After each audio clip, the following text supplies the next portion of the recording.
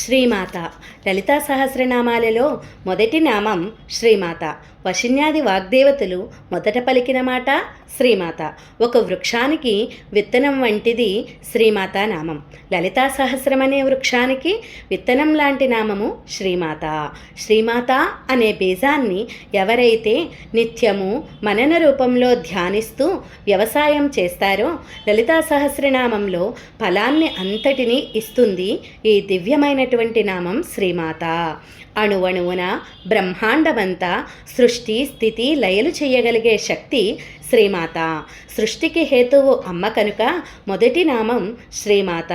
శక్తి ఒక్కరే కానీ ఆవిడ శ్రీమాతగా, శ్రీ మహారాజ్ఞిగా, శ్రీమత్ సింహాసనేశ్వరిగా, సృష్టి స్థితి లయలుగా ఆవిడ చేసే పనులు మారాయి కానీ ఆవిడ మాత్రం మారలేదు. ఆవిడ ఒక్కరే శ్రీ. వేదమంత్రం ఓంకారంతో ప్రారంభమవుతుంది. వేదమంటే పరబ్రహ్మమును చెప్పే ప్రణవము ఓంకారము. ఆయన శక్తిని చెప్పే ప్రణవము శ్రీంకారము. శక్తి సహితంగా పరబ్రహ్మను చూడాలి కనుక శక్తికి సంబంధించిన పేరు శ్రీగా చెప్పవచ్చును. శ్రీ యొక్క విద్య కనుక శ్రీ విద్య, శ్రీ యొక్క చక్రము కనుక శ్రీచక్రము. కాబట్టి ఆ తల్లి పేరే శ్రీ.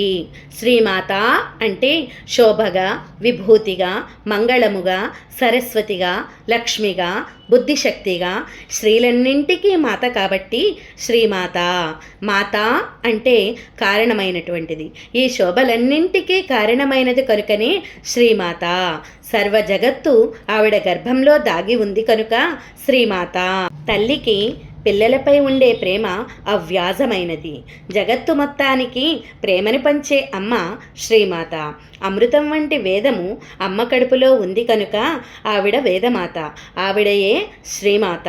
సర్వజీవులు సర్వలోకాలు ఎవరి వలన కలుగుతున్నాయో ఆవిడయే శ్రీమాత. ఈ విశ్వమంతా ఆవిడ మీద ఆధారపడి ఉంది కనుక ఆవిడయే శ్రీమాత.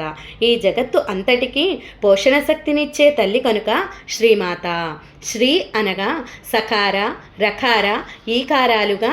సకారమంటే ఆనందరూపిణి, రకారమంటే జ్ఞానరూపిణి, ఈకారమంటే శక్తి బీజము.